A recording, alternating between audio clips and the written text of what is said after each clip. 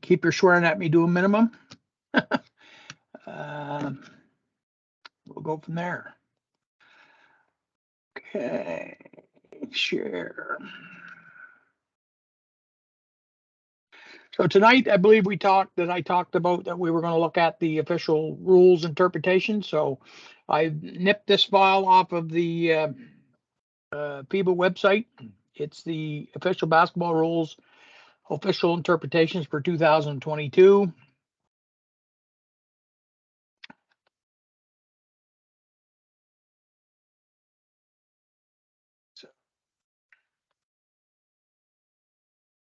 So as you can see, anything in yellow, anything highlighted in yellow is basically changes from the last version of this they put out. So we'll try to highlight on those. The index, won't spend any time on that.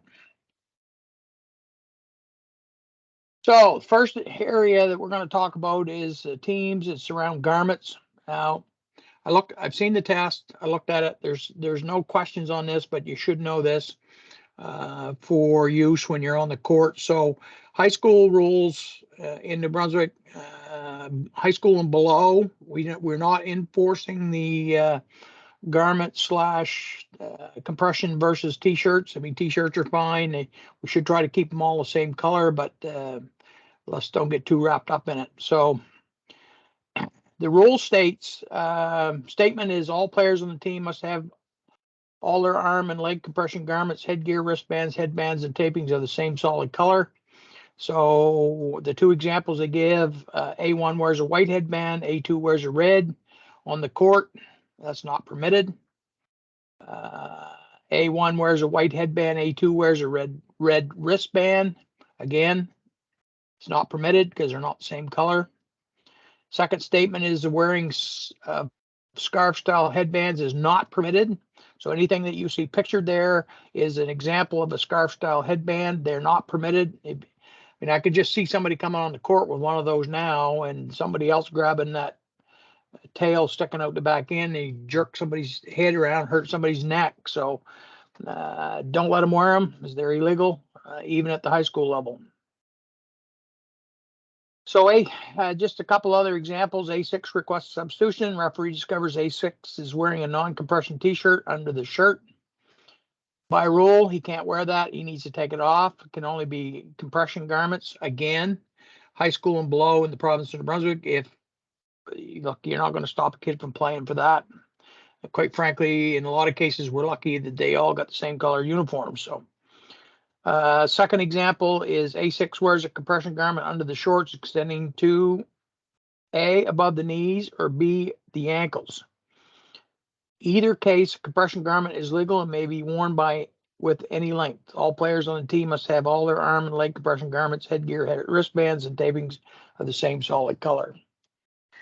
So it is possible that we could run into some of this in this day and age, that there will be players on the court, even at the high school level, who, because of religious persuasions, must be covered while they play. So use your judgment.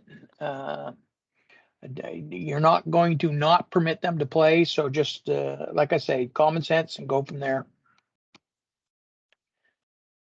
Article 5 deals with players regarding injury and assistance. This is hang on just a minute, guys. I got some lobby guys we got to let in.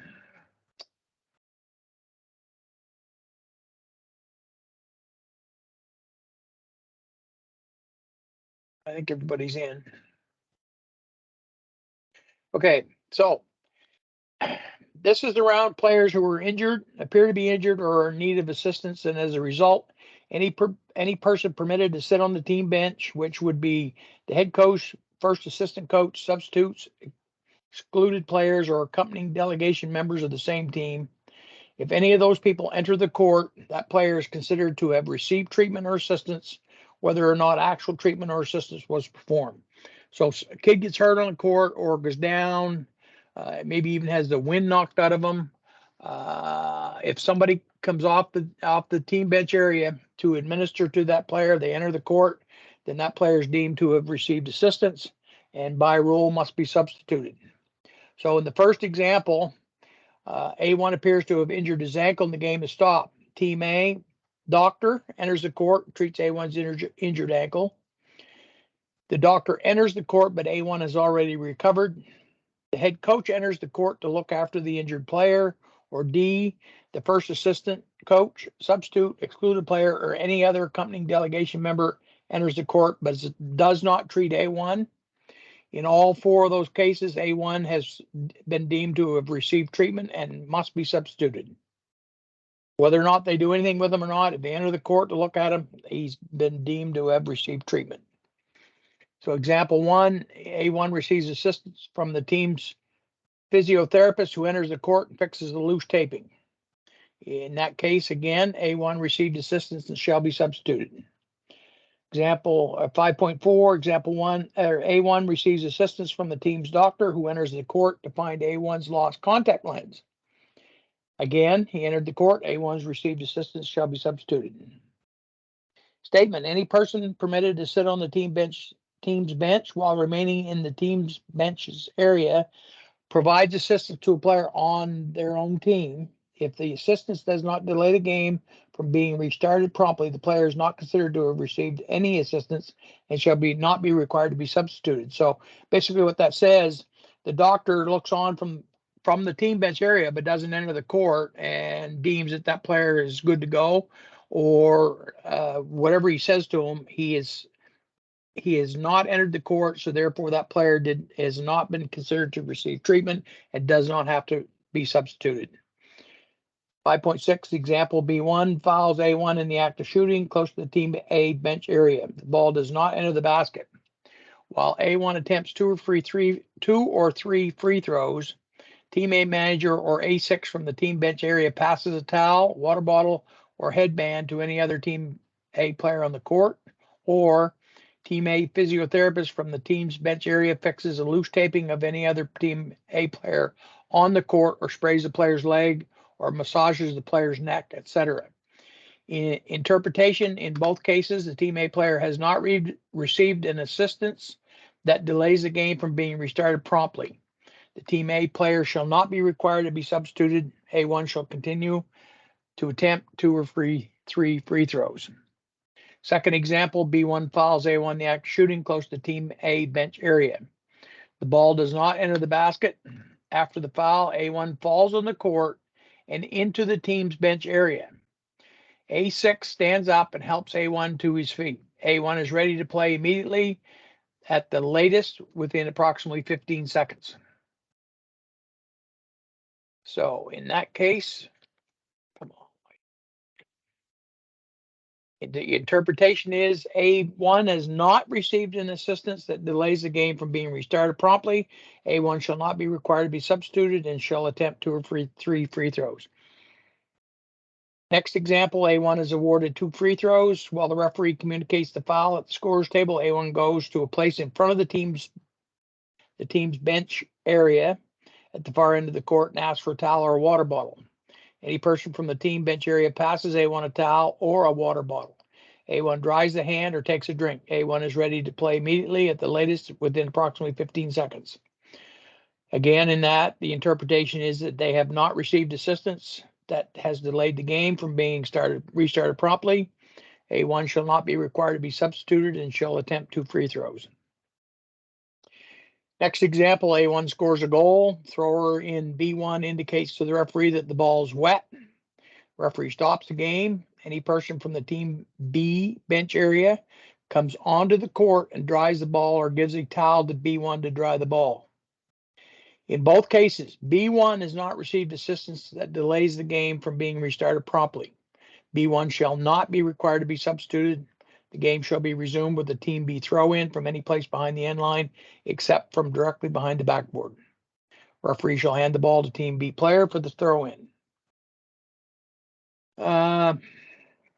Next example, A1 has the ball in the hands for a throw in from the front court. Team A physiotherapist leaves the team bench area in the back court, remains outside the court, and fixes the taping of A1. In this one, the interpretation is that Team A physiotherapist provided an assistance to A1 outside of the team bench area. So in that case, because he left the team bench area and walked down the sideline to fix the taping for A1 must be substituted. Next example, A1 does not yet have the ball in the hands for a throw in from the front court. The Team A physiotherapist remains this time in the team bench area in the front court and fixes the taping of A1. In this case, Team A physiotherapist provided an assistance to A1 within the team bench area. If the assistance is completed within 15 seconds, A1 shall not be required to be substituted. If the assistance lasts more than 15 seconds, A1 shall be required to be substituted. Common denominator here is one, assistance got to be provided within the team bench area, and it's got to be completed within 15 seconds. Statement: there's no limit to the time required for the removal of a seriously injured player from the court if, according to a doctor's opinion, the removal is dangerous for the player. So in this case, A1 is seriously injured and the game is stopped for about 15 minutes because the doctor believes that removal from the court could be dangerous for the player. Interpretation is the doctor's opinion shall determine the appropriate time for the removal of the injured player from the court. After the substitution, the game shall be resumed without any penalty. So that's again, that's common sense. I mean, I've worked games myself where we've had kids get down, hit their head, appeared to be in distress. I mean, one game we had to actually call an ambulance. But basically, we kept the kid on the floor. One of the officials stayed in the right near the player. We kept the area clear, and we kept them on the floor till the ambulance arrived and the medical professionals were able to deal with it. It's better to leave them there and wait than it would be to move them and potentially cause further damage. So again, use your head. If you got a doctor in the house, have them look at them and make the determination whether they can or should be moved. Statement: if a player is injured or bleeding or has an open wound and cannot continue to play immediately within approximately 15 seconds, or if assisted by any person permitted to sit on that team's bench, the player must be substituted. If a timeout is granted to either team in the same game clock stopped period, and that player recovers or the assistance is completed during the timeout, the player may continue to play only if the timer signal for the end of the timeout sounds before a referee beckons a substitute to replace the injured or assisted player. So let's do examples. First example, A1 is injured, the game is stopped. As A1 is not able to continue to play immediately, a referee blows the whistle, making the conventional sign for a substitution. Either team requests a timeout. A, before a substitute for A1 enters the game, or B, after a substitute for A1 enters the game. At the end of the timeout, A1 is recovered and requests to remain in the game. So in that case, in the A example, because the timeout was requested prior to the substitute entering the game, A1 may continue to play. If the substitution for A1 was waived in prior to the timeout, then A1 must sit out one game clock running period before he can re-enter the game. Key there, guys, is when the substitution is waived in, or when the substitute enters the game, and when did the timeout request, when was the timeout request made? So if the request was made before the substitute comes into the game, assuming A1 can continue to play at the end of the timeout, he can stay in the game. If the timeout request came after the substitute was waived in, then A1 has to set a game clock running period. Statement: player designated by their head coach to start the game may be substituted in case of an injury. Players who receive treatment between free throws must be substituted in case of an injury. In these cases, the opponents are also entitled to substitute the same number of players if they wish. So first example, A1 is fouled and awarded for 2 free throws. After the first free throw, the referees discover A1 is bleeding. A1 is substituted by A6, who shall attempt the second free throw. Team B requests to substitute 2 players. That request is denied. They can substitute 1 only because you only had 1 player coming in to replace an injured player. Second example, A1 is fouled, awarded 2 free throws. After the first free throw, the referee discovers B1 is bleeding. B1 is substituted by B6. Team A requests to substitute 1 player. In that case, they can substitute 1 to match what Team B substituted, so they are allowed that 1 substitute. Article 7, head coach and first assistant coach, duties and powers. At least 40 minutes before the game is scheduled to start, each team's head coach or the team's representative shall give the scorer a team list with the names and corresponding numbers of the team members who are eligible to play in the game, as well as the name of the captain, head coach, and first assistant coach. Head coach is personally responsible to ensure that the numbers in the team list correspond to the numbers on the shirts of the players.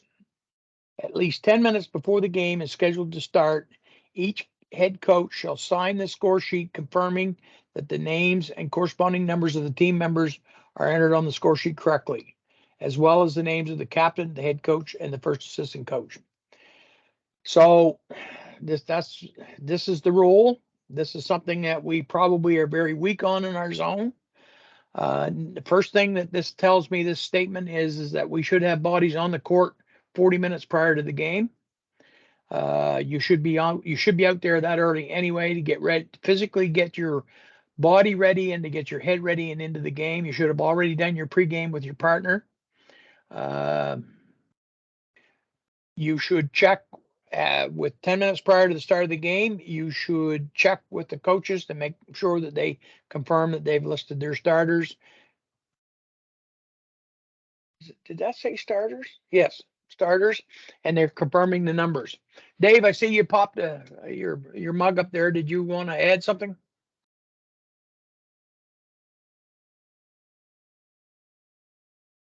Dave Gallagher? No.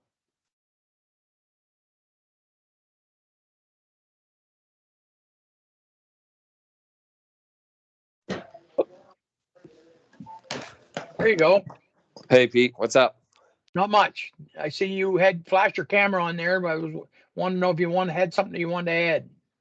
Not at all. It was just a mistake. Well, it scared everybody, so don't do it again. 10-4. All right, so first example on that, Team A presents in due time the team list of the score. The shirt numbers of 2 players are different from their actual shirt numbers, or the name of the player is omitted on the score sheet. This is discovered before the start of the game or B, after the start of the game. The interpretation on that, if you get it before the game, you can correct. The wrong number shall be corrected, or the name of the player shall be added on the score sheet without penalty. If it's discovered after the start of the game, the referee stops the game at a convenient time so as not to disadvantage either team. The wrong numbers shall be corrected without penalty. However, the name of the player who was left off cannot be added on the score sheet. So once the game is started, you can't add any names. If it happens before, if you discover it before the start, you can still add them. Second example, Team A head coach wishes to have injured players or players not intended to play be permitted to sit on the team bench during the game. The interpretation, the teams are free to decide who shall be amongst a maximum of 8 accompanying delegation members entitled to sit on the team bench. So this is good to know. It's not on the test, but it's good to know if you're ever asked that question on the rules. However, high school, middle school, mini, we're not going to limit the number that are sitting on the bench.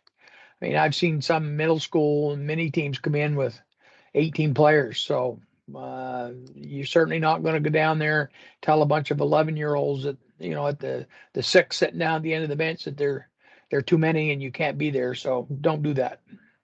But by rule, team can designate who they want to sit on the bench up to a maximum of 8 accompanying members.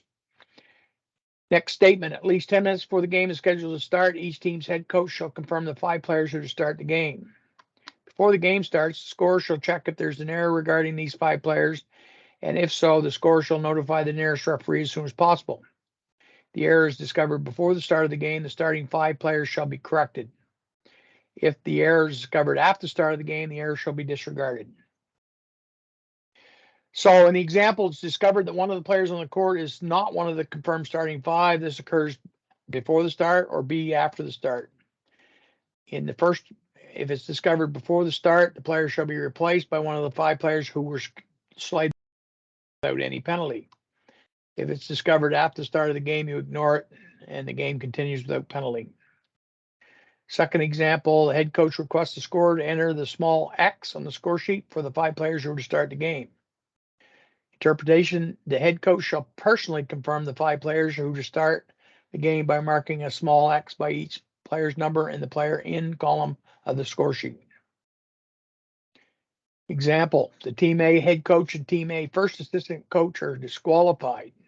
Interpretation, if both the Team A head coach and Team A first assistant coach are unable to continue, the Team A captain shall act as the Team A player head coach. That's by rule. If that happens in an NBIA game and you have no coach left on the bench of any sort, the game is stopped because they have to have a responsible adult on the bench to keep the teams under control.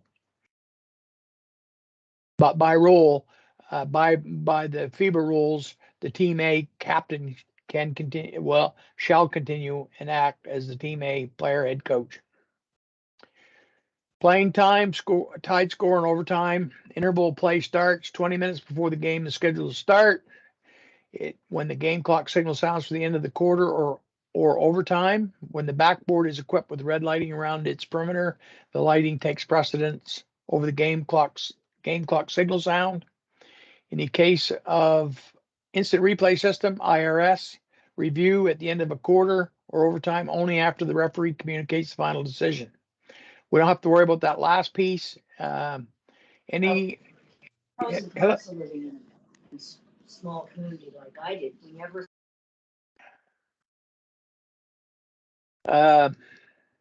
Geez, lost my track there. Okay. There are no questions on the exam concerning the instant replay system.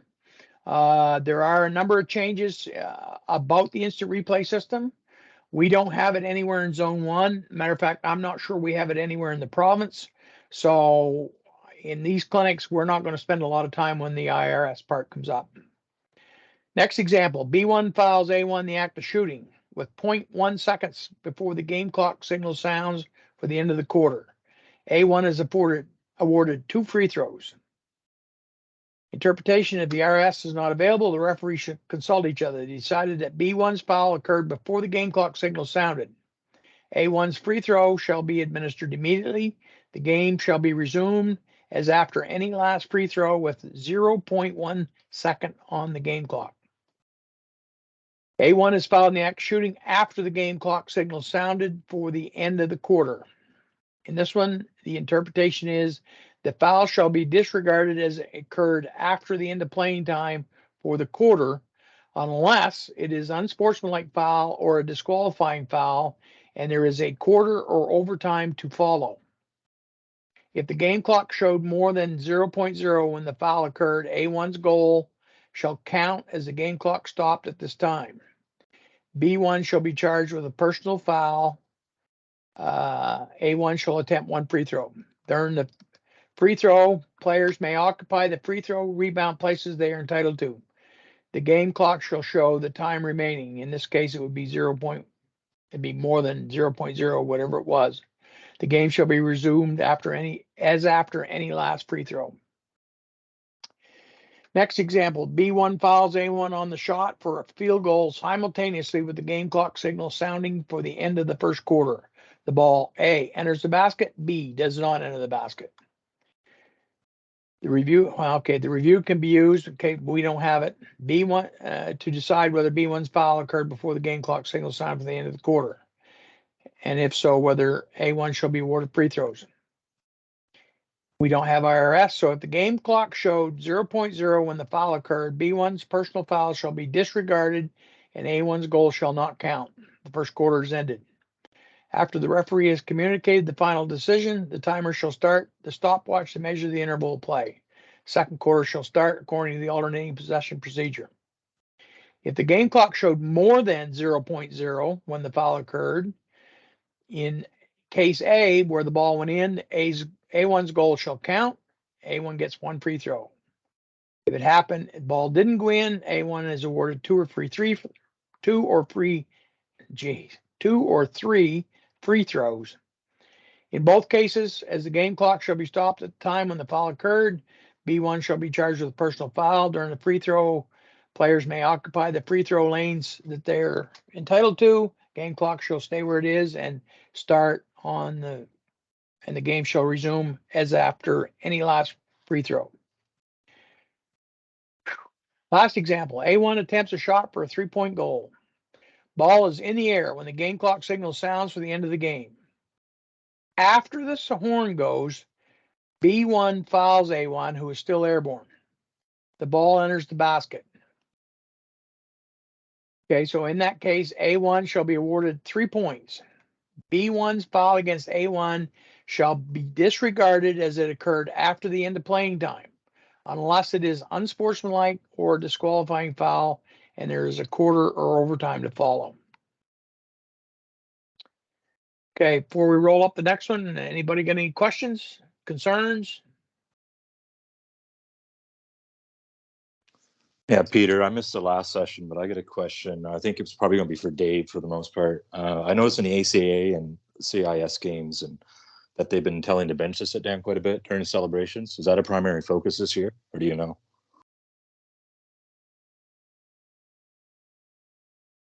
Dave, did you leave us? Jamie, we'll get an answer for you and get back to you. I think Dave is occupied. Sound like family issues, but Okay, sounds good. we'll get an answer. I don't know the answer to that question, Jamie, whether they've made that a focus at that level or not. I'm not privy to their sessions on what they're going to focus on and what they don't. So Okay, it just seems like they've been really focusing on it in the gameplays that I've watched online. They've been telling them to sit, so I didn't know.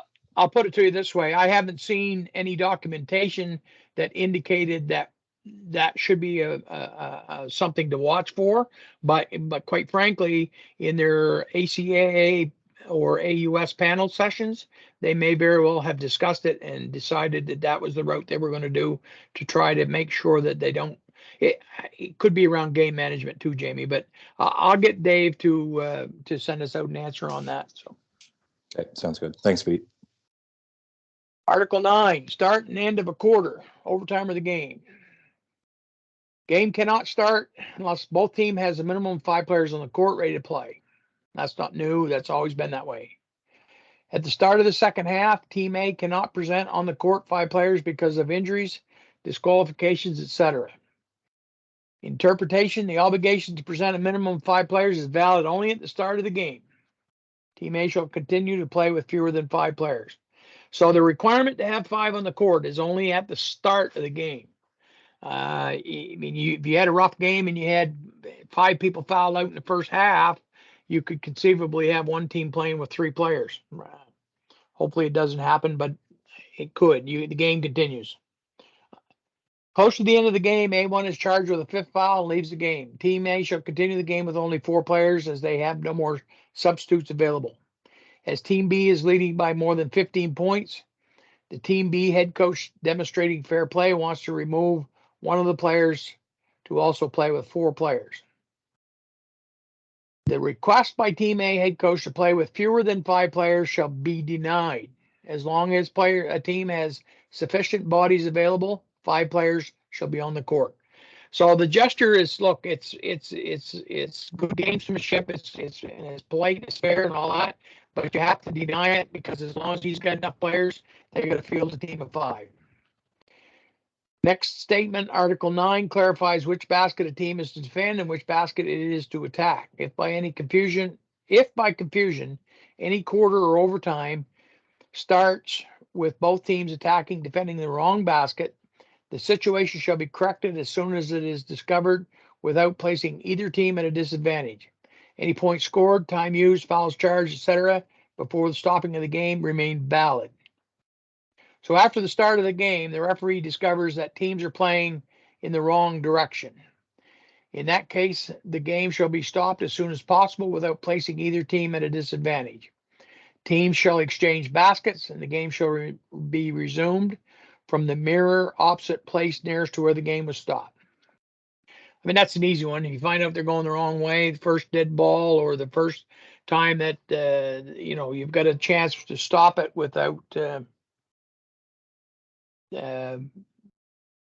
first time you have the chance to stop it without putting either team at a disadvantage, do so. Switch them around, go to the opposite side and bring the ball in. That exact scenario happened at Canada Games. Our quarterfinal game against Nova Scotia. They stopped it a couple possessions in and flipped us. Really?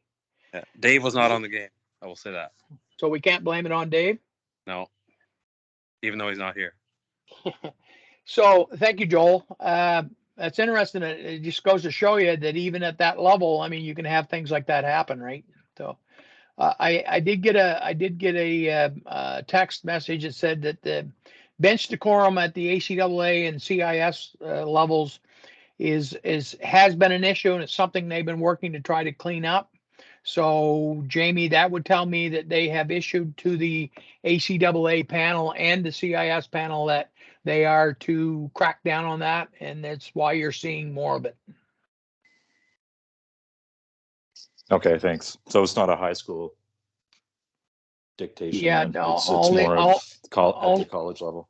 I would think so. Yeah, we haven't been directed to do much of that at the high school level unless it's the Carleton North games.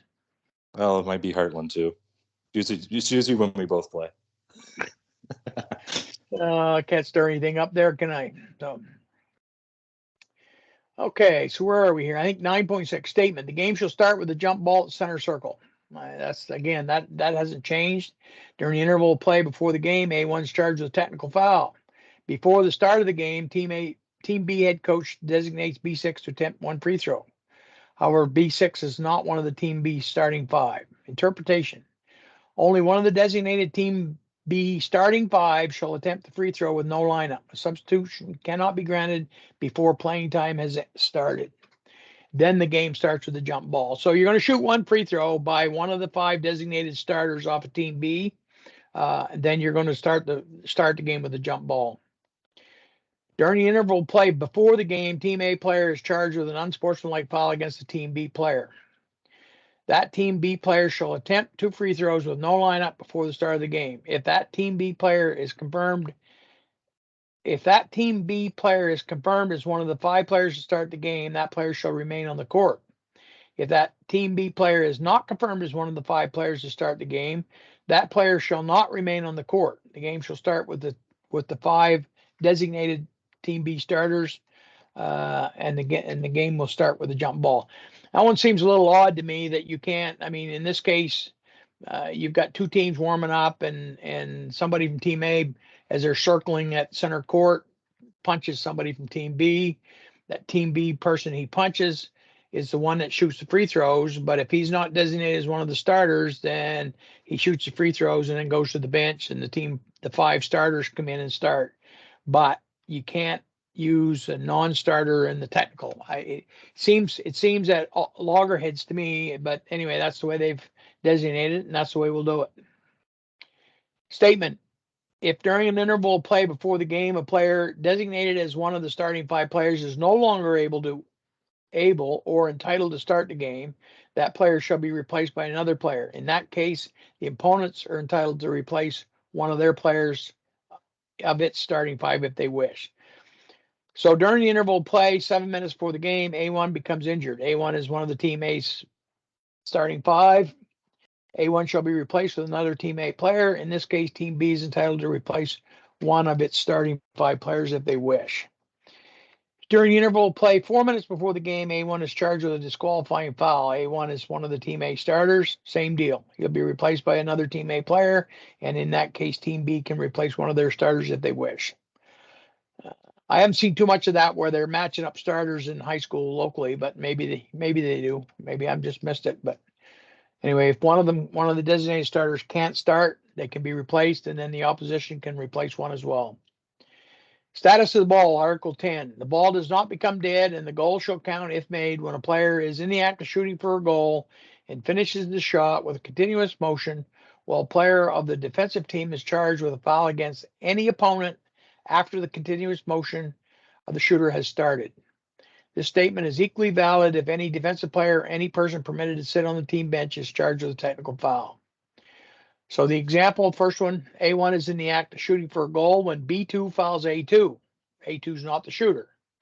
This is the third Team B foul in the quarter. A1 finishes the shot with continuous motion. Interpretation, if the ball goes in, it counts. Game shall be resumed by a teammate throw in from the place nearest to where the foul occurred. So if the ball goes in, you count it. The whistle's gone, you're calling the foul on B2. So A, even though they made the basket, are going to get the next possession as a result of the foul at the point nearest to where the foul occurred. A1 is in the act of shooting for a goal and B2 fouls A2. This is the fifth Team B foul in the quarter. A1 finishes the shot with continuous motion. A1's goal, if made, shall count. Then A2 shall attempt 2 free throws.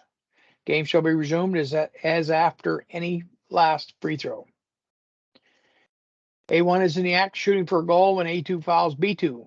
A1 finishes the shot with a continuous motion. The ball becomes dead when A2 is charged with a team control foul. If A1 shot is successful, the goal shall not count. Regardless of the number of Team A fouls in the quarter, the game shall be resumed with Team B throw in from the free throw line extended. If A1 shot is unsuccessful, the game shall be resumed with the Team B throw in from the place nearest to where the foul occurred, except directly behind the backboard. Difference there, guys, is the foul off the ball was an offensive foul, which negates the shot, even though he was in the act of shooting. The ball becomes dead immediately on the offensive foul call, and you award the penalty based on what you would normally do. If the ball goes in, anytime the ball goes in and you wave off that basket, then that ball should be inbounded at the free throw line extended on the nearest sideline. If it doesn't go in, then the whistle goes. You're calling the offensive foul. You're going to inbound it at the nearest point nearest to where the foul occurred. It's pretty basic stuff. Jump ball and alternating possession. Team does not gain the first team control. That does not gain the first team control of a live ball after the opening jump ball at the start of the game shall be awarded the ball for a throw in from the place nearest to where the next jump ball situation occurs, except from directly behind the backboard. So 2 minutes before the start of the game, everyone's charged with technical foul. So one of the 5 Team B starters shall attempt the free throw with no lineup. As the game has not yet started, the direction of the alternating possession arrow cannot be placed in favor of any team yet. The game shall start with the jump ball. So Team B could conceivably have a point on the board. The game hasn't started yet, but you're still going to start with the jump ball.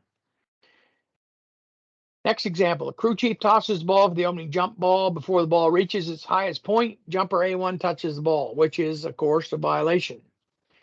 This is a jump ball violation by A1. Team B shall be awarded a throw in from its front court closest to the center line. Team B shall have 14 seconds on the shot clock. As soon as the ball is placed at the disposal of the Team B thrower in, Team A shall be entitled to the first alternating possession throw in. So again, there was a violation on the opening jump, which meant the ball went over to Team B. You put it in the front court, 14 seconds on the shot clock. As soon as the ball's at their possession, then the possession arrow is switched and Team A gets the next one. Crew chief tosses the ball for the opening jump. Before the ball reaches its highest point, non-jumper A2 enters the center circle from the back court or front court. In both cases, it's a violation by A2. Team B shall be awarded a throw-in close to the center line if from its front court with 14 seconds on the shot clock and on the back court with 24 on the shot clock. As soon as the ball is placed at disposal of Team B thrower in, Team A shall be entitled to first alternating possession.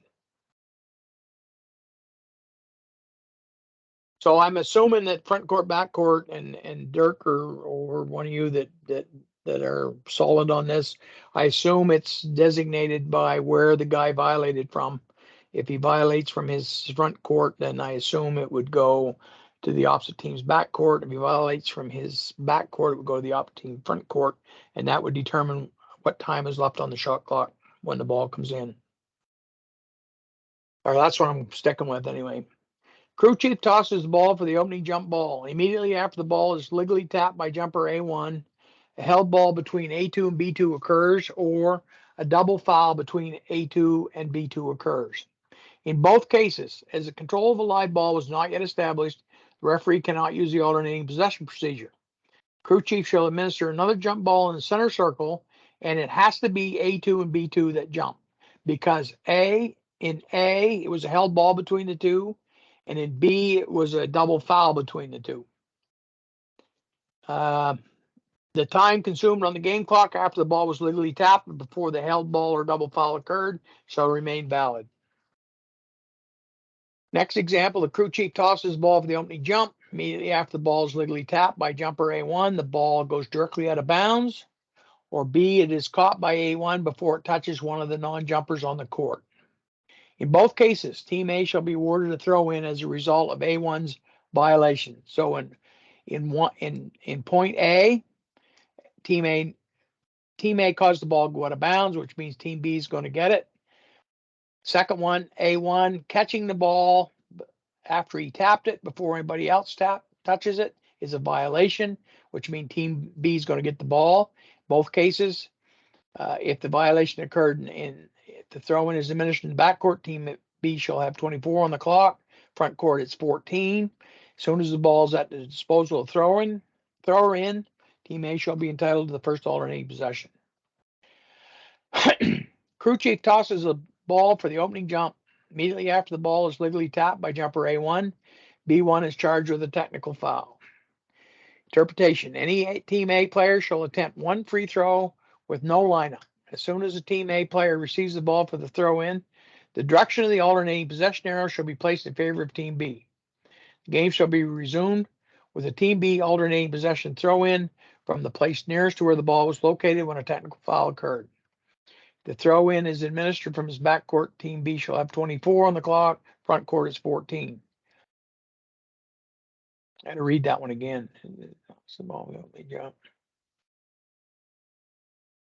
Okay, so the ball was legally tapped, but nobody had control of it.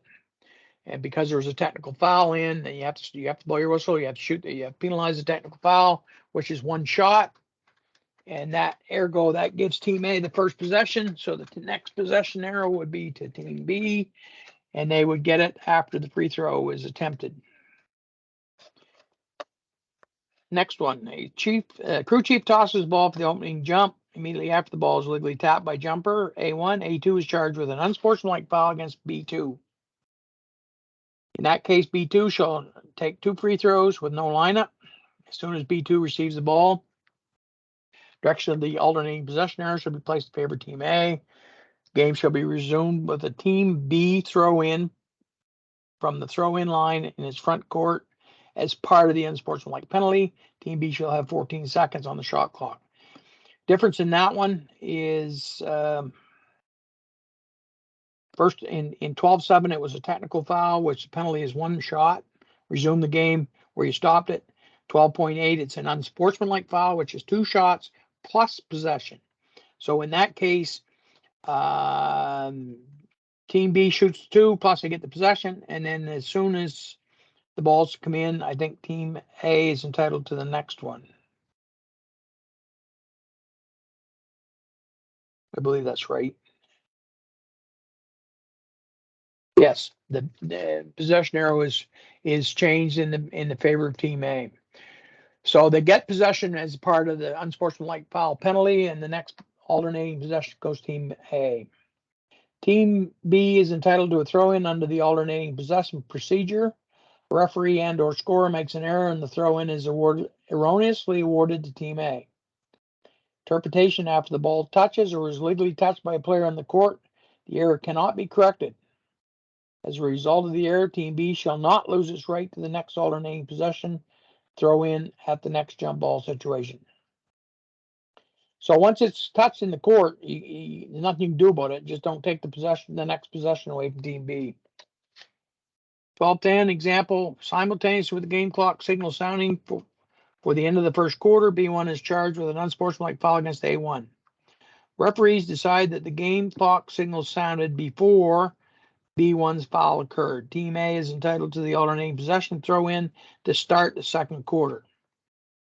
The unsportsmanlike foul occurred during an interval of play. Before the start of the second quarter, A1 shall attempt 2 free throws with no lineup. The game shall be resumed with a Team A throw-in from the throw-in line in its front court. Team A shall have 14 seconds on the clock. Team A shall not lose its right to the next alternating possession throw-in at the next jump ball. So in that case, Team A gets possession because of the penalty on the unsportsmanlike, plus the next jump ball they're going to get possession again because it was their turn.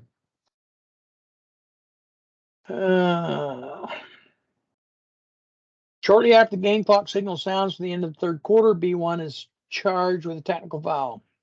Team A is entitled to the alternating possession throw-in to start the fourth quarter. So in that case, any Team A player shall attempt 1 free throw with no lineup before the start of the fourth quarter. Fourth quarter shall start with the Team A throw-in from the center line. Team A shall have 24 seconds on the shot clock.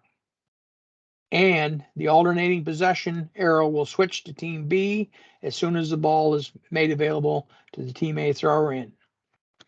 Because there is no possession as a part of the penalty, technical foul penalty.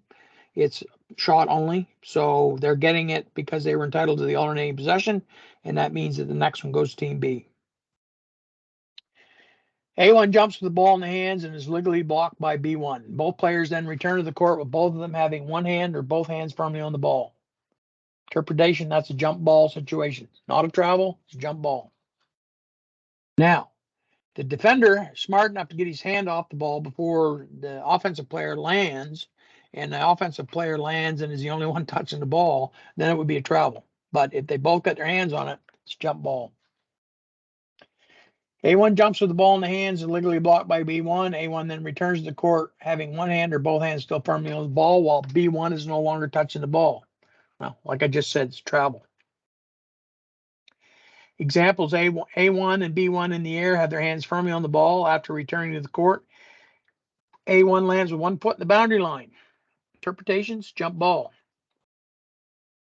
A1 jumps with the ball in the hands from the front court and is legally blocked by B1. Both players then return to the court with both of them having one hand or both hands firmly on the ball. A1 lands with 1 foot in the backcourt. Jump ball. Okay, so you can see the pattern here. If they land on the floor on a block shot, and they could be out of bounds, it can be in bounds, it's a jump ball. It is a jump ball situation resulting in an alternating possession throw-in whenever a live ball lodges between the ring and the backboard, unless between free throws, and unless after the last free throw followed by a possession of the ball as part of the foul penalty. Under the alternating possession procedure, the team shall have 14 seconds on the shot clock if the offensive team is entitled to throw in, or 24 if it's the defensive team. So, example, during the A1 shot for goal, the ball lodges between the ring and the backboard. Team A or B, Team B is entitled to throw in. In A, Team A shall get the throw in from behind the end line, but not behind the backboard. And they'll have 14 seconds on the shot clock.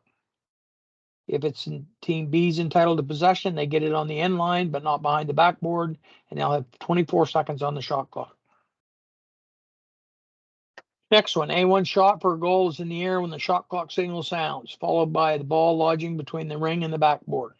The alternating possession arrow favors Team A. Okay, so that's a jump ball situation.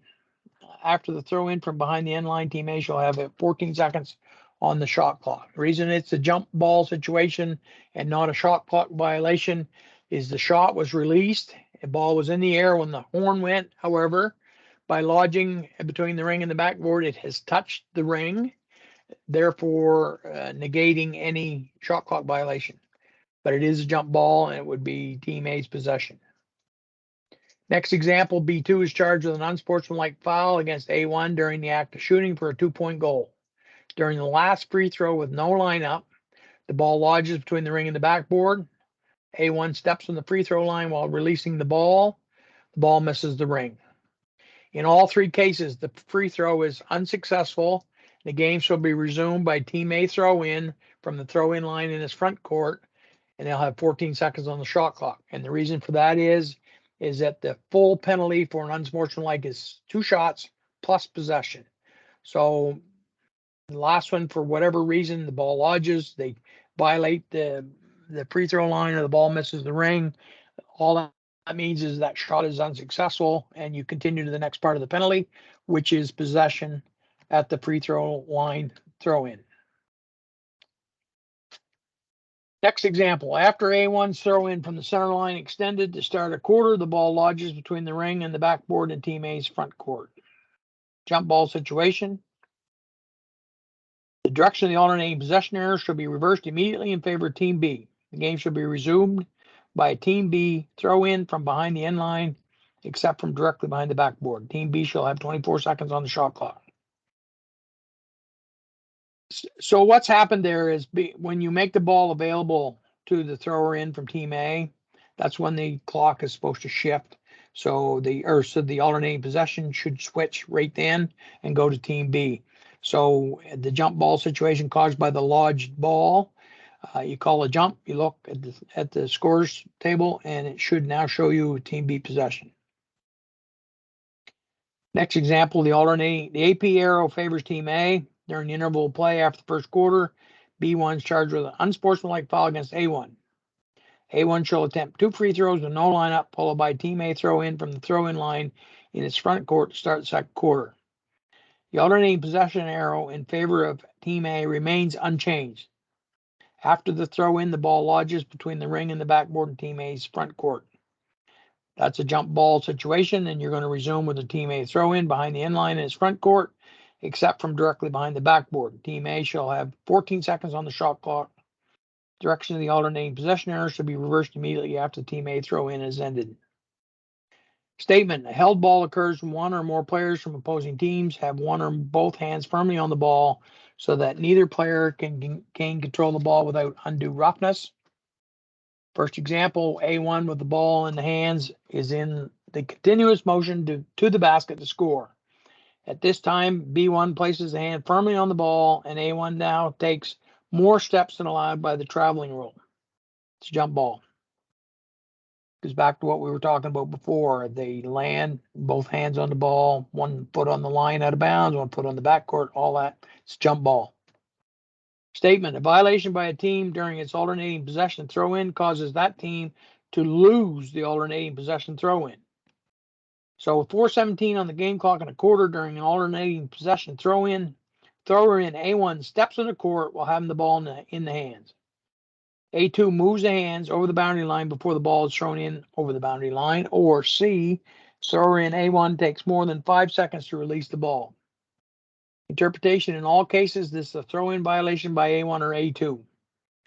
The game shall be resumed with a Team B throw-in from the place of the original throw-in. The direction of the alternating possession arrow shall be reversed immediately. So the AP arrow was for A. So I'm thinking in that case, Team B is going to get possession because of the violation, and then they should be entitled to the next alternating possession, I believe. How the ball is played. Statement: during the game, the ball is played with the hands only. It is a violation if the player illegally places the ball between the legs to fake a pass or short or a shot, and uses the head to play the ball. Example: A1 ends a dribble. A1 places the ball between the legs and fakes a pass or shot. That is an illegal touching of the ball with a leg violation by A1. I'm trying to picture in my mind, I don't know whether he's putting it between his legs and holding it with his knees and then faking a shot with his hands. I'm not quite sure what they mean by that. I've been at it for pretty near 40 years. I don't think I've ever seen it. Next example, A1 passes the ball to A2, who runs on a fast break toward the opponent's basket. Before catching the ball, A2 deliberately touches the ball with the head. This is A2 illegally using the head to play the ball, violation by A2. Statement, it is not permitted to increase a player's height or reach. It is a violation to lift a teammate to play the ball. So the example, A1 embraces and lifts up teammate A2 under the opponent's basket. A3 passes the ball to A2, who dunks the ball in the basket. Interpretation, that's a violation by team A. A2's goal shall not count. The game shall be resumed with the team B throw in from the free throw line, extended in his backcourt. Okay, I'm going to stop again. Any questions, comments, Yeah, suggestions? Peter, sorry, I was late checking in. Yep. Okay. Everybody else good? Anybody need a bio break?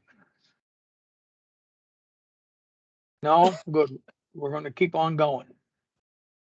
Control the ball. Statement. Team control starts when a player of that team is in control of a live ball by holding or dribbling it or has a live ball at the disposal for a throw in or a free throw. Example. In the judgment of a referee, regardless of whether the game clock is stopped or not, a player deliberately. Bruce, I think can you mute? Yeah. Thank you. So in the judgment of a referee, regardless of whether the game clock is stopped or not, a player deliberately delays the process of taking the ball for a throw in or for a free throw. In that case, the interpretation is the ball becomes live and team control of the ball starts when the referee places the ball on the floor nearest to the throw in place or on the court at the free throw line. So this is a good one to know, guys, because I've seen this happen many times. A kid is either ignoring you or his coach is barking at him from across the floor and he's trying to hear. They got to be ready to play when you're ready to put the ball in play. If they're not ready to take it out of your hands, then you can place it on the floor and you start your 5-second count. Team A is in control of the ball for 15 seconds. A1 passes the ball to A2 and the ball in the air moves over the boundary line. B1 tries to catch the ball and jumps from the court over the boundary line. B1 still airborne, taps the ball with one or both hands, catches the ball with both hands, or the ball comes to rest in one hand, and the ball returns to the court where it's caught by A2. In that case, in the first one where the defensive player tapped the ball with one or both hands, Team A shall remain in control of the ball. Team A shall have the time remaining on the shot clock. In case B, where he caught the ball with both hands or the ball comes to rest in one hand before he threw it back, he is considered to have gained control of the ball. A2 regains control when he throws it back into the court, and Team A shall have a new 24-second clock. Again, that one's fairly straightforward. Player in the act of shooting. The act of shooting starts when the player starts, in the judgment of a referee, to move the ball upwards to the opponent's basket. Example, A1 on a drive to the basket comes to a legal stop with both feet on the court without moving the ball upwards. At this time, B1 fouls A1.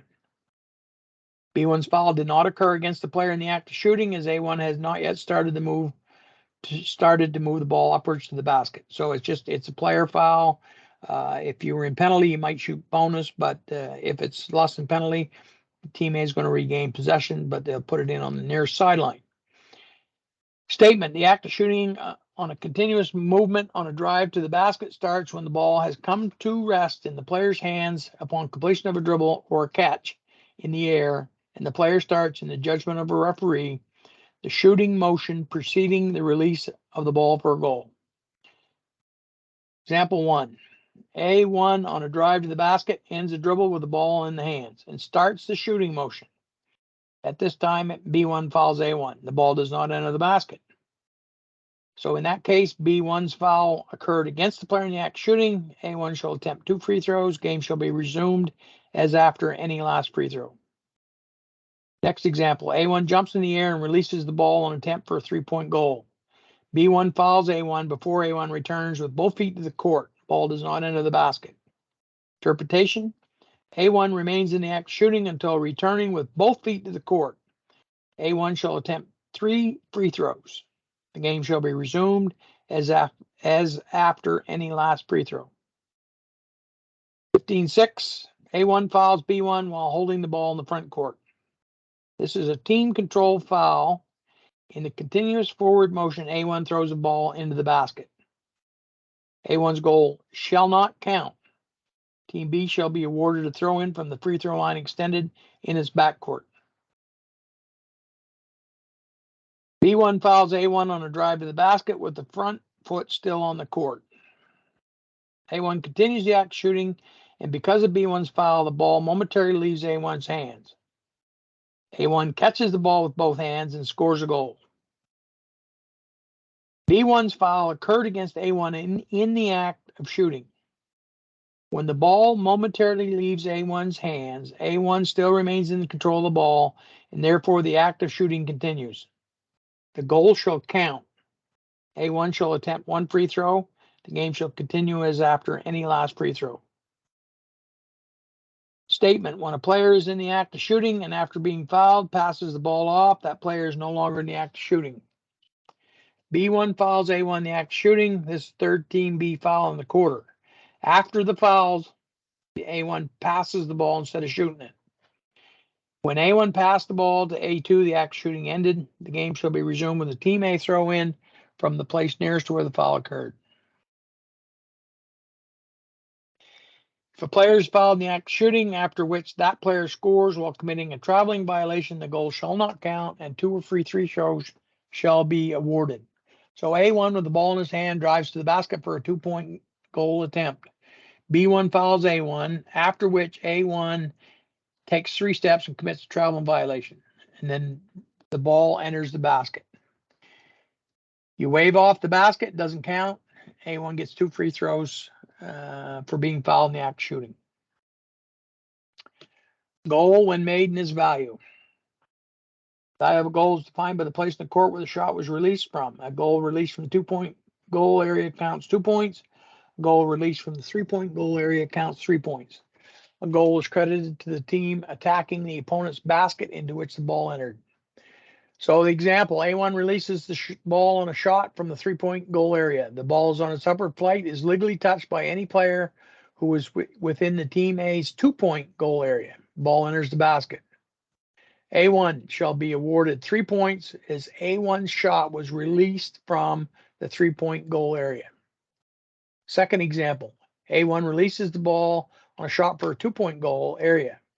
Ball on its upward flight is legally touched by B1 who jumped from team A's 3-point goal area. The ball enters the basket. In that case, you award them 2 points as A1's shot was released from the 2-point area. Start of the quarter, team A is defending its own basket when B1 erroneously dribbles to their own basket and scores a goal. So team B scores in their own basket. Then you count the points for team A, and the points are awarded to the team A captain on the court. And I've seen that happen. If the ball enters the opponent's basket, the value of the goal is defined by the place in the court where the ball was released from. Ball may enter the basket directly or indirectly when during a pass the ball touches any player or touches the court before entering the basket. So first example, A1 passes the ball from the 3-point area and the ball enters the basket directly. In that case, because he released the ball in the 3-point area, it counts for 3.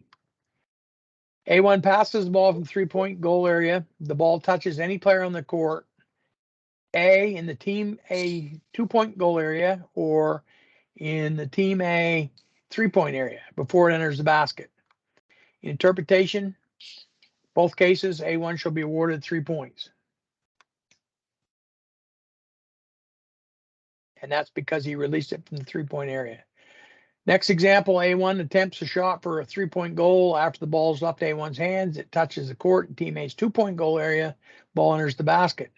Shall count for 3 because it was released from 3-point area. And the game shall be resumed as after any successful goal. B1 fouls A1 in the act of shooting for a 3-point goal. Ball touches the court and then enters the basket. A1's goal shall not count. Shot for goal ends when the ball touches the court. After a referee blows the whistle and the ball is no longer a shot, the ball becomes dead immediately. A1 attempts 3 free throws. A1 attempts a shot for a 3-point goal. After the ball is left A1's hand, the game clock signal sounds for the end of the quarter. Ball touches the court and then enters the basket. In that case, it shall not count. Shot for goal ends when the ball touches the court. As the ball is no longer a shot, becomes dead when the game clock signal sounds. Statement: in a throw-in situation or on a rebound after the last free throw, there is always a time period from the time the inbounds player touches the ball until that player releases the ball on a shot. This is particularly important to take into consideration close to the end of a quarter or overtime.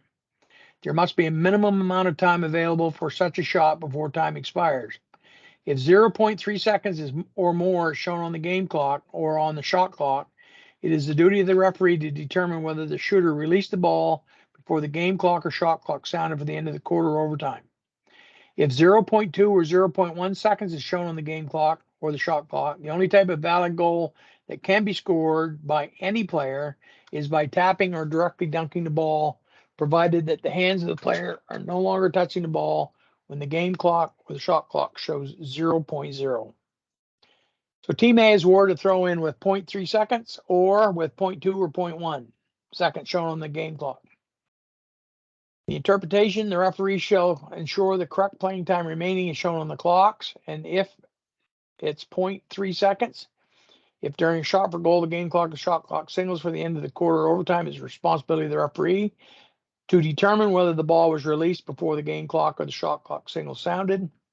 In the second situation, 0.2 or 0.1, the only goal that can be scored is tapped in or directly dunked into the basket. In other words, alley-oop, catch, dunk, and hands got to be off the ball before the horn goes. At the end of a quarter, A1 is directly dunking the ball into the basket. The ball is still touching A1's hands when the game clock shows 0.06 seconds. Still touching his hands when it hits 0.0, a goal shall not count. The ball was touching A1's hands when the game clock signals. So in other words, he did not have full release. Statement: a goal is scored when a live ball enters the basket from above and remains within or passes through the basket entirely. When a defensive team requests a timeout at any time during the game and a goal is then scored, or the game clock shows 2 minutes or less in the fourth quarter overtime, the game clock shall be stopped when the ball has entirely passed through the basket, as shown in diagram 2. So here you can see, here's the ball completely below the level of the netting. Once it reaches that point, score bench should blow their horn, signal the timeout, and you give it. It's assuming that it's the team that was scored upon that's asked for the timeout. Example: A1 attempts a shot for goal. B1 touches the ball, which is within the basket, but has not yet entirely passed through the basket. That's an interference violation by A1. A1's goal shall count for 2 or 3 points, depending on where he shot it from. Throw in. During the throw in, players other than the thrower in shall not have any part of their bodies over the boundary line. Before the thrower in releases the ball, it is possible that the throwing in motion could cause the player's hands with the ball to move over the boundary line, separating the inbounds and the out of bounds areas. In such situations, it continues to be the responsibility of the defensive player to avoid interfering with the throw in by contacting the ball while it is still in the hands of the thrower in. So an example: in the third quarter, Team A is awarded a throw in from its backcourt. While holding the ball, thrower in A moves the hands over the boundary line so the ball is above the inbounds area. B1 grabs the ball from A1's hands or taps the ball out of A1's hands without any physical contact against A1. Or B1 moves the hands over the boundary line towards the thrower in A1 to stop a pass to A2 on the court. In both cases, B1 has interfered with the throw in and therefore delayed the game. The referee calls a delay of the game violation. In addition, a verbal warning shall be given to B1 and also communicated to the Team B head coach. This warning shall apply to all Team B players for the remainder of the game. Any repetition of a similar action by any Team B player may result in a technical foul. Team A throw in shall be repeated. Team A shall have 24 seconds on the shot clock. Next example: in the third quarter, Team A is awarded a throw in from his front court. Thrower in A1 is holding the ball when B1 moves the hands over the boundary line with 7 seconds, B 17 seconds on the shot clock. Interpretation, this is a throw-in violation by B1. Team A throw-in shall be repeated. In the first example, because there was 7 seconds on the shot clock, it's moved up to 14. In the second case, there was 17 on the shot clock. That's what they get. So if it's under 14 when the violation occurs, the offensive team is entitled to full 14 seconds. If it's greater than 14, they get whatever's on the clock. When the game clock shows 2 minutes or less in the fourth quarter and in each overtime, the player of the defensive team shall not move any part of the body over the boundary line to interfere with the throw-in. So the example in that, with 54 seconds on the game clock in the fourth quarter, Team A is entitled to a throw-in. Before handing the ball to a thrower-in, the referee shows to B1 the warning with an illegal boundary line crossing signal. B1 then moves the body towards A1 over the boundary line before the ball was thrown in over the boundary line. So in that case, because he had been warned and he did it anyway, he's charged a technical foul. So the warning sign is an up and down with your hands, with your palm open, parallel with the end, the sideline. So you're basically, that indication to the defensive player is do not cross that line. They do it, and in the last 2 minutes, it is a technical foul. With 51 seconds on the game clock in the fourth quarter, Team A is entitled to a throw-in. Before handing the ball to thrower-in A1, the referee does not show to B1 the warning illegal boundary line crossing signal. B1 then moves the body towards A1 over the boundary line before the ball is thrown in over the boundary line. So in that case, as the referee did not give a warning to B1 before handing him the ball, the referee shall blow the whistle, and B1 shall now be giving a warning. This warning will also be communicated to Team B head coach. The warning shall apply to all Team B players for the remainder of the game. Any repetition of similar action by any Team B player may result in a technical foul. Throw-in shall be repeated. Statement: the thrower-in must pass the ball, not hand the ball to a teammate on the court. So the first example, thrower-in A1 hands the ball to A2 on the court. Interpretation, that's a throw-in violation by A1. The ball must leave A1's hands on the throw-in. Team B shall be awarded throw-in from the place of the original throw-in. So you can't hand it directly to a teammate inbounds. You have to pass it to them. During a throw-in, other players shall not have any part of their bodies over the boundary line before the ball is passed onto the court. The examples of that: after an infraction, thrower-in A1 receives the ball from the referee, and A1 then places the ball on the floor, after which the ball is taken by A2, or B hands the ball to A2 in the out-of-bounds area.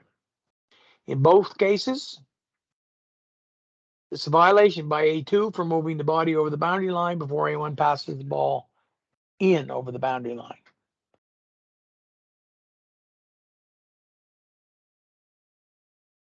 Next example, after Team A's successful goal or successful last free throw, Team B is granted a timeout. After the timeout, thrower-in B1 behind the end line receives the ball from the referee.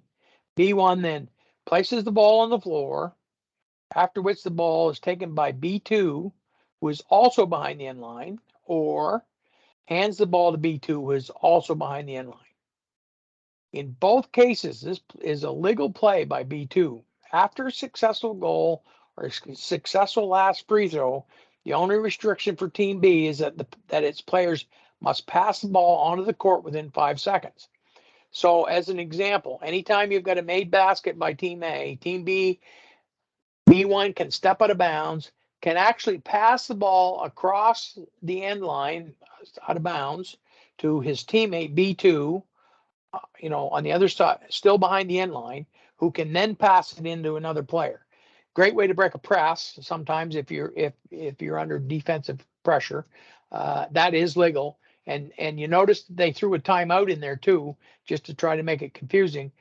It doesn't matter. The timeout, you issue it and you give it, and the teams take it. But when you resume play, you're resuming it as if the play had just finished the prior play. So the prior play was a made goal or made free throw. So Team B retains its right to be able to pass it behind the end line.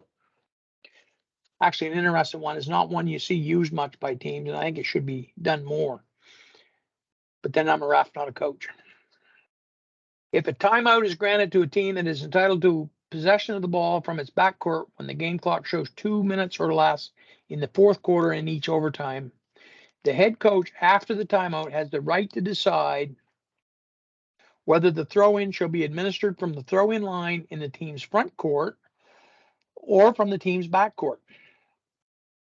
After the head coach has made a decision, it is final and irreversible. Further requests of both head coaches to change the throw-in place after additional timeouts during the same game clock stop period shall not lead to a change of the original decision. After a timeout following an unsportsmanlike foul or disqualifying foul or fight, the game shall be resumed by a throw-in from the throw-in line in the team's front court. So basically, gentlemen, if the timeout is granted to a team that's entitled to the possession of the ball in its backcourt and the game clock's 2 minutes or under in the fourth quarter or overtime, they have the right to move the ball to the throw-in line in the front court after the timeout. So they, after the timeout, the coach makes that decision, it relays it to the official, and once that decision has been relayed to the official, it's official, if you will, and you're going to put the ball in where he asked for it. He can't change his mind. So example, with 35 seconds on the game clock in the fourth quarter, A1 dribbles in the backcourt when a team B player taps the ball out of bounds at the throw-in line extended. Team A is granted a timeout. Interpretation. After the timeout, at the latest, the crew chief shall request Team A head coach's decision on where the throw-in shall be administered from. The Team A head coach shall say loudly in English, front court or back court, and at the same time show with the arm the place, front court or back court, where the throw-in shall be administered from. Team A head coach's decision shall be final and irreversible. Crew chief shall inform Team B head coach of the Team A head coach's decision. The game shall be resumed with the Team A throw-in only when the positions of the players of both teams on the court show their understanding of where the game shall be resumed. So he may say he wants it in the front court. You go up there to administer it in the front court, but you make sure that both teams are ready, all players on both teams. Example, 44 seconds on the game. Hey, hello. Hey, Peter, just a quick question. The coach doesn't have to announce that at the start of the timeout, right? They can do it towards the end. At the end. Yeah. Okay, good. Just making sure. Thank you. And quite frankly, Ian, most coaches should always reserve that decision until after the timeout because it gives them an advantage. Yeah, you don't want to tell the other team where the ball's going. Let them set up strategically for. Yeah, well, it gives the coach entitled to the ball the advantage because he can take the entire timeout knowing where the ball's going to come in and set his play up accordingly. Whereas the other coach has to defend kind of both spots and plan on it, right? Because it could come in the backcourt.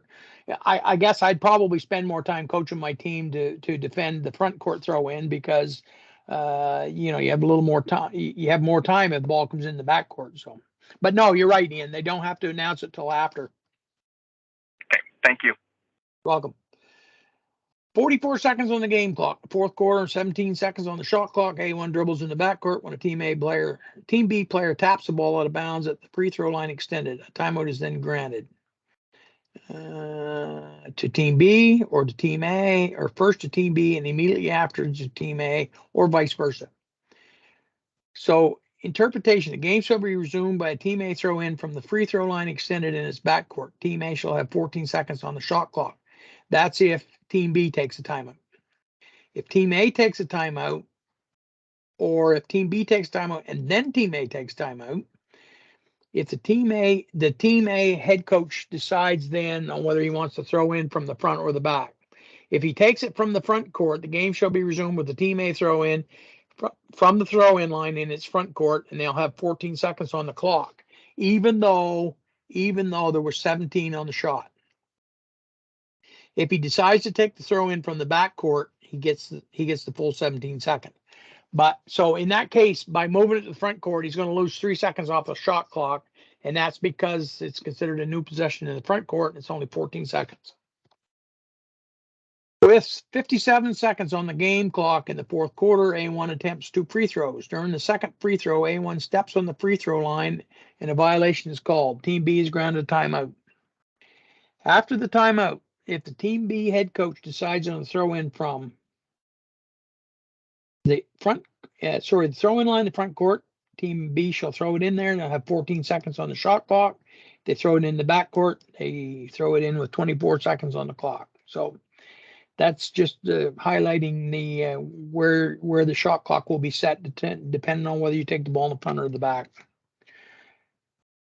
With 26 seconds on the game clock in the fourth quarter, A1 dribbles for 6 seconds in the backcourt when B1 taps the ball out of bounds, or B1 is charged with the third Team B foul in the quarter. Team A is then granted a timeout. Interpretation. After timeout, in both cases, Team A head coach has the right to decide where the throw-in will take place. If he takes it in the front court, he'll have 14 seconds on the clock. So in this example, he had 18 seconds on the shot clock because he'd used up 6 seconds in the backcourt after he got possession. So we assume there's 18. But if he, after the timeout, he moves to the front, he gets 14 on the clock. If he keeps it in the back, he'll have 18 seconds and 24 on the shot clock. Well, he's going to have 24 on the sorry, hang on here. I'm screwed up here. Yeah. 24 seconds due to the foul. So the 24 Okay. seconds is due to the foul.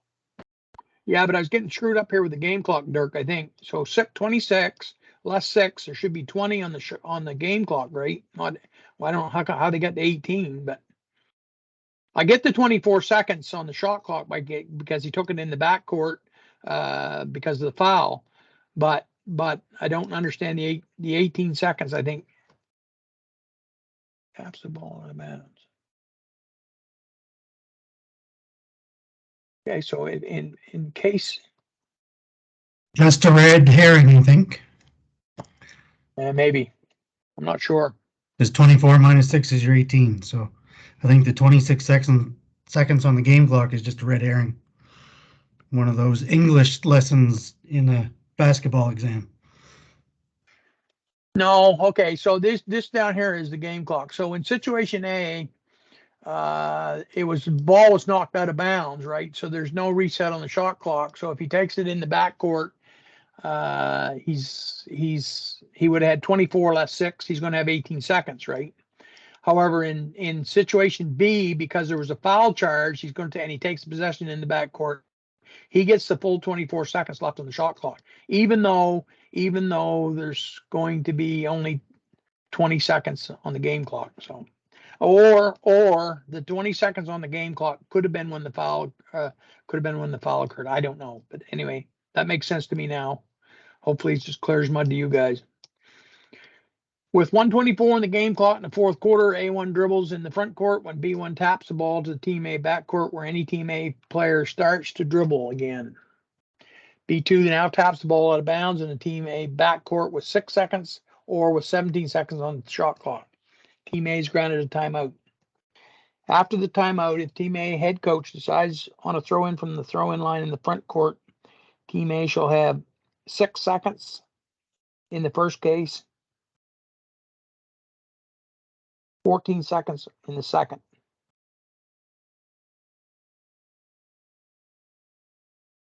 Team A takes the in from the front court, so he's moving to the front court.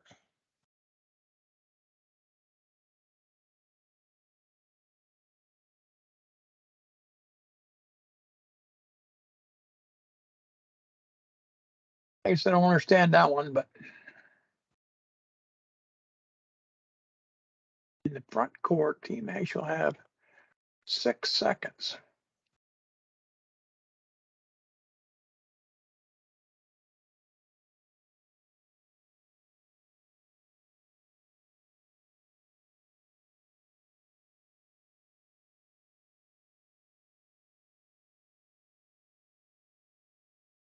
Is that 6 seconds to move it out of the backcourt?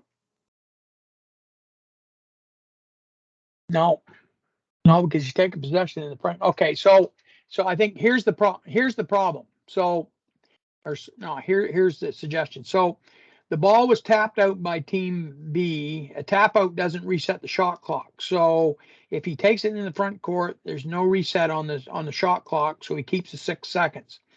However, if there were 17 seconds on the shot clock, there's no reset, but he can't have, because he moved it to the front court, he can't have more than 14 seconds on the shot clock. So it would drop to 14.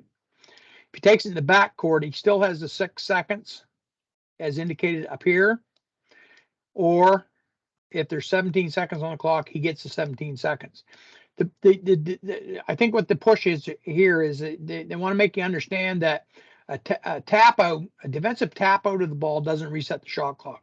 So in this case, if he moves it, if there's 17 seconds left on the shot clock and he moves it to the front court, he's going to lose 3 seconds, same as one of these ones up above. He loses 3 seconds because the new possession in the front court, or the possession is being given to him in the front court. He can only have 14 seconds. That's my story, and I'm sticking to it. With 48 seconds on the game clock in the fourth quarter, A1 dribbles in the front court when B1 taps the ball to the teammate backcourt, where A2 starts to dribble again. B2 now fouls A2. This is third team B foul in the quarter with 6 seconds and 17 on the clock. So in both cases after the timeout, if team A coach decides to throw in from the throw-in line in the front court, you'll have 14 seconds. That's reset because of the foul. The shot clock is reset, but because he's taking it in the front court, he can't have more than 14. If he takes it in the back court, he gets a full reset, 24 seconds. The $1:32 on the game clock in the fourth quarter, team A is in control of the ball in its backcourt for 5 seconds when A1 and B1 are disqualified for punching each other. Before the throw-in is administered, team A is granted a timeout. The disqualifying fouls cancel each other out, so there's no penalties. The game shall be resumed with the team A throw-in from its backcourt. However, if after the timeout, team A head coach decides on a throw-in from the front throw-in line in the front court, team A shall have 14 seconds left on the shot clock. If from the backcourt, they'll have 19 on the shot clock. So team A was in control of the ball for 5 seconds of the 24-second count up here. There would have been, it's unwritten up here, but that means there's 19 seconds left on the shot clock. If he moves to the front court, he's still only going 14. If he keeps it in the back court, he keeps the 19 seconds because you're resuming. You have penalized the two. You have recorded the 2 disqualifying fouls, but because they cancel each other out, there is no penalty. So you're going to resume the game from where you stopped it, which would be in the back court if they didn't take a timeout. But because they take a timeout and they want to move to the front court, then you cut them to 14 seconds. If they keep it in the back court, they get 19. With 1:29 on the game clock in the fourth quarter and with 19 seconds on the shot clock, team A is in control of the ball in its front court when A6 and B6 are disqualified for entering the court during a fight. Team A is granted a timeout.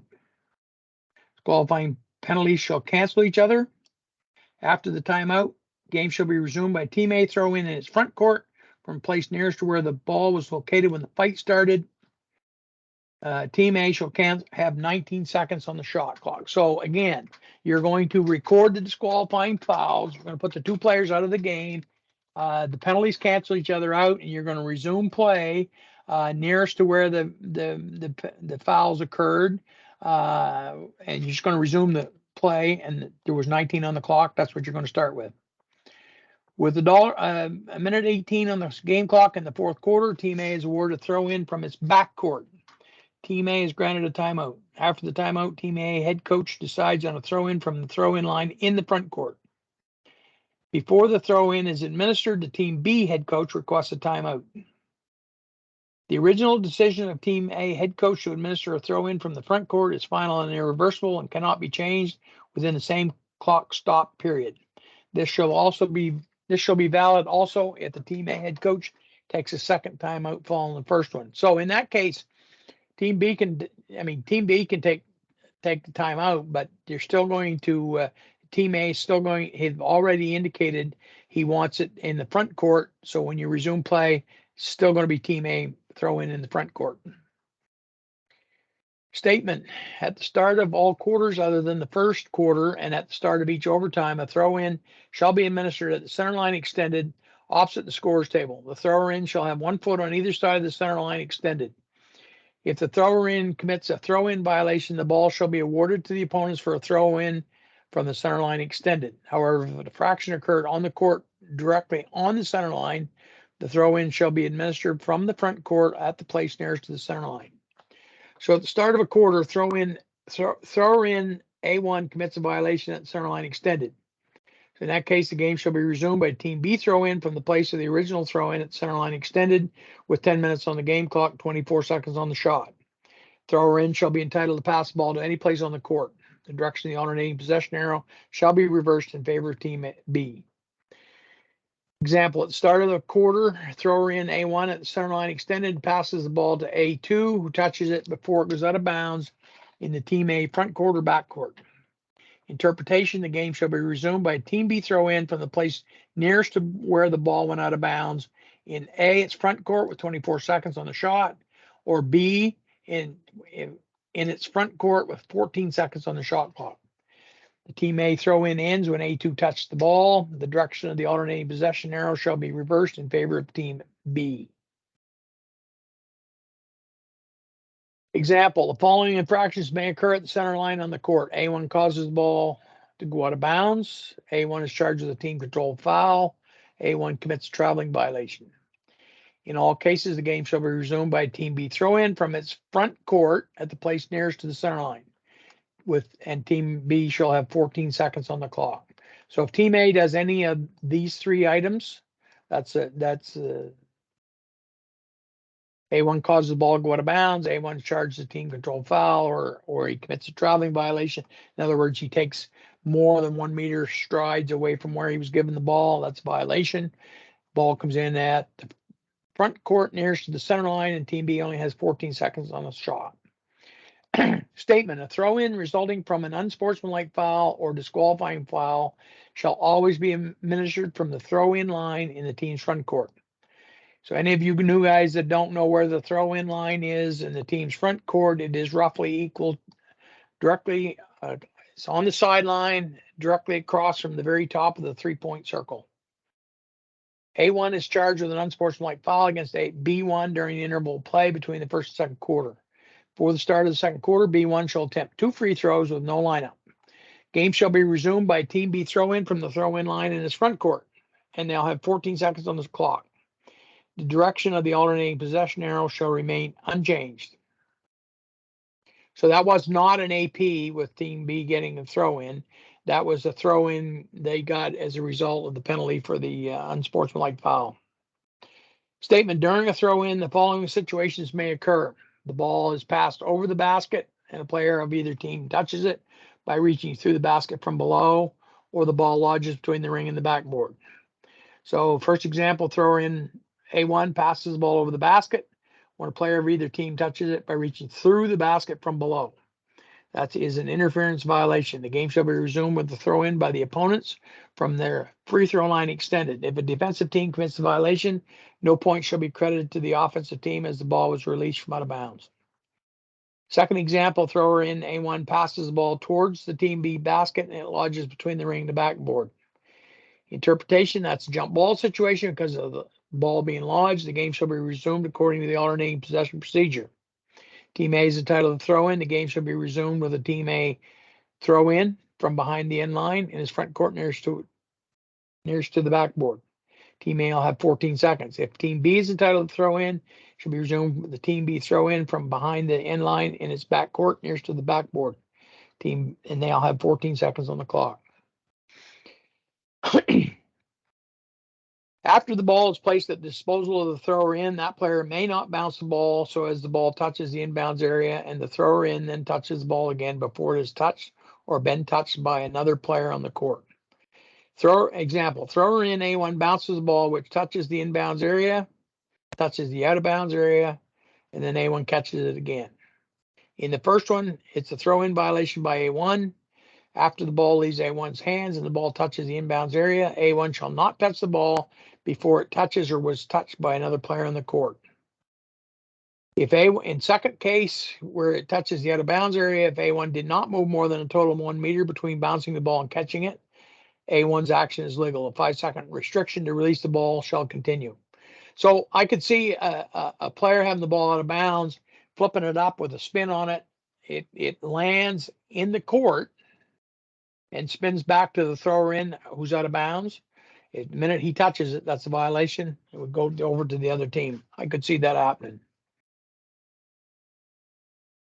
Statement, the thrower in shall not cause the ball shall not cause the ball to touch the out of bounds area after it was released on the throw in. So thrower in A1 passes the ball from the front court or back court to A2 on the court. The ball goes out of bounds without touching any player on the court. Interpretation, throw in violation by A1. Game shall be resumed by a team B. Throw in from the place of the original throw in. If from the back court with 24 seconds, front court 14 on the shot. So if A1 stand out of bounds on his end line in his back court, throws a long pass down the court, doesn't touch a soul and goes out of bounds, team B is going to get that throw in from what would be now their front court where team A1 originally stood. So bring it all the way back, put it in. Thrower A1 passes the ball to A2. A2 catches the ball 1 foot touching the boundary line. That's an out of bounds violation by A2. The game shall be resumed by a team B throw in from the place nearest to where A2 touched the boundary line. Throw in A1 from behind the sideline in the backcourt close to the center line is entitled to pass the ball to any place on the court. If he's in the front court close to the center line, he's entitled to pass the ball only to a teammate in the front court. At the start of a quarter or each overtime at the center line extended, he's entitled to pass it to any place on the court. With the ball in the hands of A1, takes one normal lateral step, therefore changing the position regarding the front court. Interpretation, in all cases, this is a legal play by A1. A1 shall keep the initial throw-in position with the right to pass the ball either to the front court or the back court according to the initial status. So his status is where he was given the ball to pass it in. So if he's given the ball in his front court and he takes one step that takes him back to the center line or even past it, he still can only pass that ball to a teammate in the front court. If he passes it to somebody in the back court, it's a violation. After a successful goal or successful last free throw, the thrower in behind the end line may move laterally and or backwards, and the ball may be passed between teammates behind the end line, but the throw-in period may not exceed 5 seconds. This is also valid when an illegal interference with a throw-in violation of the defensive team during a throw-in is called, and therefore the throw-in shall be repeated. We talked about that before, about being able to pass to a teammate behind the end line. After an opponent's successful last free throw in the second quarter, A1 has the ball in the hands for a throw-in from behind the end line. B2 moves the hand over the boundary line before the ball is thrown in over the boundary line. That's a throw-in violation by B2. The throw-in shall be repeated. Any team A player shall have the right to move along the end line before releasing the ball or passing it to a teammate.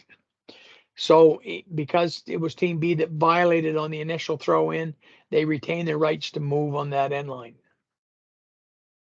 After an opponent's successful goal, A1 has the ball in the hands for a throw-in from behind the end line. After the ball is thrown in onto the court, B2 kicks the ball close to the end line. Interpretation is a kick ball violation by B2. Game shall be resumed with a team A throw in from behind its end line, except from directly behind the backboard. As B2's kick ball violation occurred after the throw in, team A thrower in shall not have the right to move along the end line from the designated throw in place before releasing the ball onto the court. Different than the other case, they violated on the initial throw in. Second case, the ball was inbounded and then kicked. So it's different interpretation. Example, after an opponent's successful goal in the first quarter, A1 has the ball in the hands for a throw in from behind the end line. A1 passes the ball to A2, who is also behind the end line. B1 moves the hand over the boundary line, touches the ball on this pass. B1 shall be given a warning for delaying the game. B1's warning shall also be communicated to Team B head coach. It shall apply to all Team B members for the remainder of the game. Any repetition of the similar action may result in technical foul. Throw-in shall be repeated. After an opponent's successful goal, A1 has the ball in the hands for a throw-in from behind the end line. A2 jumps from out of bounds behind the end line, and while airborne, catches the ball from A1's throw-in. After that, A2 passes the ball back to A1, who is still out of bounds behind the end line. Passes the ball to A3, who is on the court. A2 returns to out of bounds behind the end line. A2 lands on the court. A2 lands on the court and passes the ball back to A1, who is still out of bounds behind the end line. So in the first three, A2 has jumped from out of bounds behind the end line and caught and catches the pass from A1 who was throwing it in. So A2 is considered to have kept his position when he left the court. So his position when he jumped was behind the end line. So A1 can legally pass it to him as long as he retains that position. So in A, he caught the ball and then passed it back to A1, who's still out of bounds. So it's treated as if they're both standing there out of bounds behind the end line. In B, he passes the ball to A3, who was on the court. So it'd be the same as if A1 passed it across to A2, who was standing behind the end line, who then passed it into A3, legal.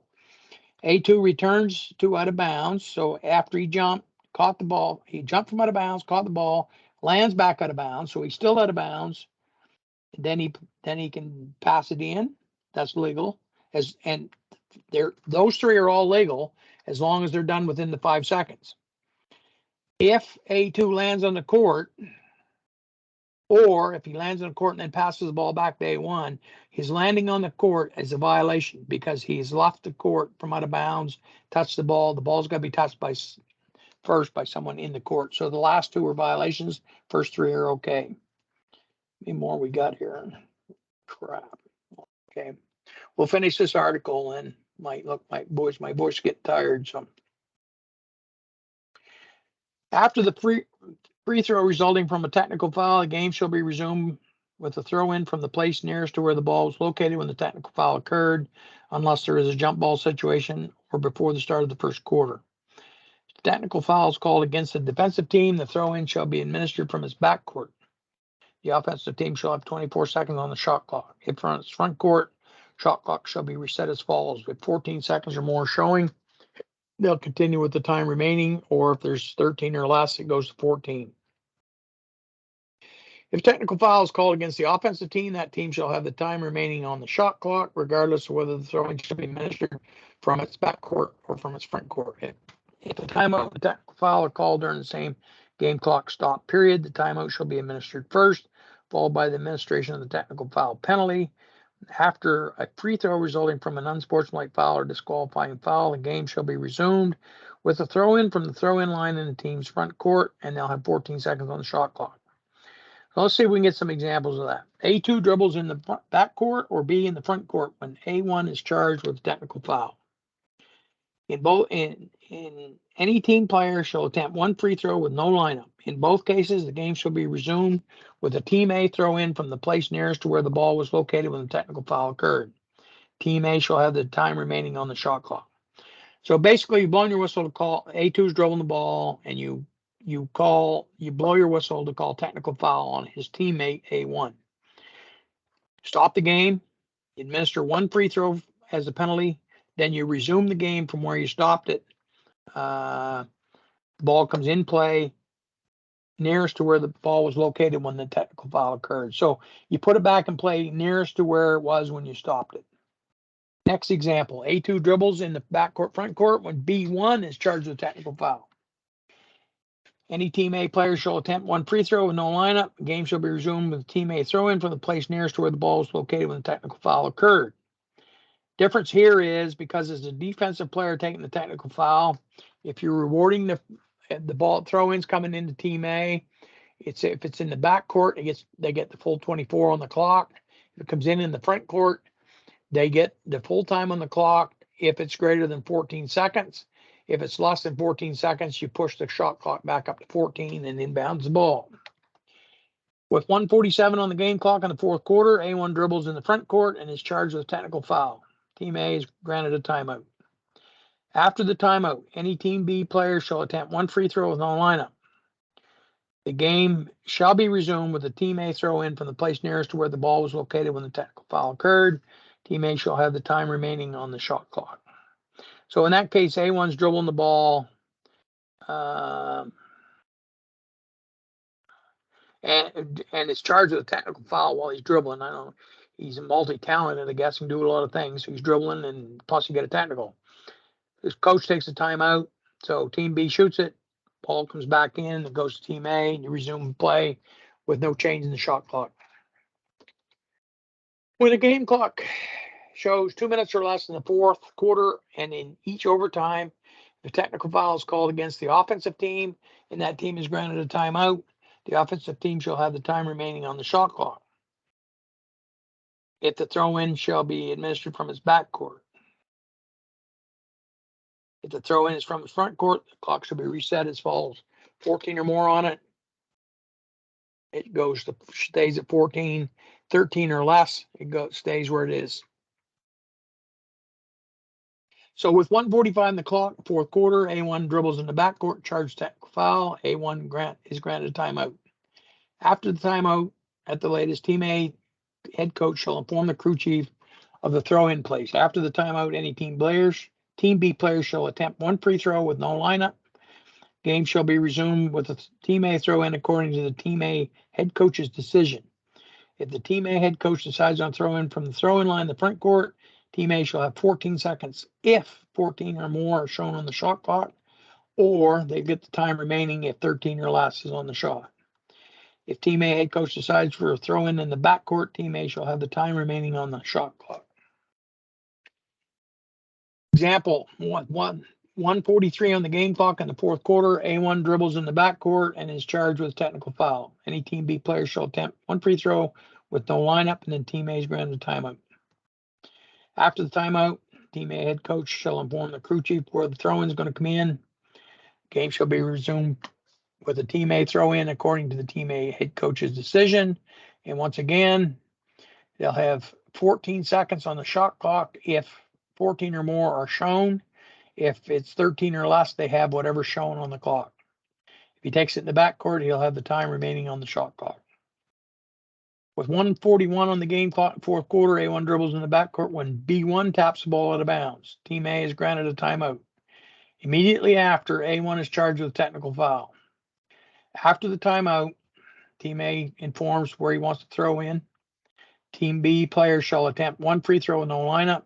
Game shall be resumed by a Team A throw-in according to the Team A head coach's decision. Again, if it's 14 or more, he gets 14. If it's 13 or less, he gets whatever's on the game clock. If he gets the ball in the front court, if he decides to take it in the back court, he gets whatever's left on the shot clock. With 58 seconds on the game clock in the fourth quarter, in A1's backcourt, B1 deliberately kicks the ball. B1 fouls A1, third Team B foul in the quarter. B1 taps the ball out of bounds. With 19 seconds on the shot clock, Team A is granted a timeout. Interpretation, the coach decides where he wants it after the timeout. In all cases, if the throw-in is from his front court, he'll have 14 seconds on the clock. In all of these cases. In A and B, if it's from the back court, he'll have 24 seconds on the shot clock. But if it's part C, because it's a defensive play to tap the ball out of bounds, he's taking the ball in the back court, he gets the 19 seconds that are left on the clock. Whenever the ball enters the basket, but the goal or the last free throw is not valid, the game shall be resumed with throw-in from the free throw line extended. So A1, the act of shooting, commits a traveling violation, and the ball enters the basket. You blow your whistle. Goal does not count. You take the ball over to the sideline, free throw line extended, and Team B gets the throw in, and they get 24 seconds as it's in their backcourt. A1 attempts a shot for goal while the ball's on its downward flight. A2 touches the ball, which then enters the basket. It shall not count. That's interference. You wave it off, and once again, you walk to the nearest sideline and inbound the ball. Free throw line extended. Boys, that's about almost 2 hours. That's about as much as I'm going to do tonight. I strongly urge. I believe I sent this out to everybody. This particular PDF file. I think you should all be able to open it. I would strongly suggest that you all read it. I find that this format of reading through statements and examples is a really good idea and way to get yourself ready to write exams. So I can't stress enough. I apologize for the presentation tonight.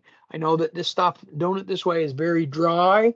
I hated listening to this stuff when I was coming up through the ranks, but quite frankly, this is something that's necessary, has to be done, and I can't stress hard enough to you guys how important it is for you guys to read this stuff on your own And so there's another 80 pages there, right? If you look up here, we're on page 39 of 126. So there's lots more there to read. I'm going to stress that you guys do it on your spare time. Our next clinic will be next Wednesday night. It's going to be at the Heartland High School. It's going to be in the gymnasium at 7:30. I won't be there, but Dirk and David Gallagher will be there. Dave, I think, is going to lead most of the on-court session. Great chance to get out on the court and walk through mechanics, to listen to what David learned while he was away at Canada Games this summer. I think it could be a very informative session, and I strongly urge all you guys to attend. That's next Wednesday night at 7:30, and I will send out reminders to everybody. And then the following night, on Thursday night, we'll do another session online. I will circulate sometime early next week. I will circulate last year's exam. I would ask that you guys kind of all go through that prior to next Thursday night session. We'll review the questions and the answers, and we'll do whatever discussions you want to do on any of the situations that come up on last year's exams. There, I'm winded. Anybody else got comments or suggestions or complaints? If it's suggestions or comments, bring them on. If it's complaints, call Dirk. Peter, I know you think this sucks for you, but I think it's great for the rest of us. Thanks for. Oh, it doesn't suck for me. I just, I find it can be dry, and I just getting old, done it too many years, I think, but I don't mind doing it. We It's appreciate the interpretation of some of those things, right? It's good to have somebody help us through. well, for me personally, I find that if I can relate some of these things that come up to situations that have happened either to me or in games that I've seen, it makes it easier to relate it to you guys, right? And if it's something that you can relate to, you're going to remember it. And when it happens to you in the game, you're going to go, I remember that. We talked about that. Here's what I got to do, right? And you don't even think about it. You just do it. So, Dirk, you got anything you want to add? No, just a big thank you to putting these on for us.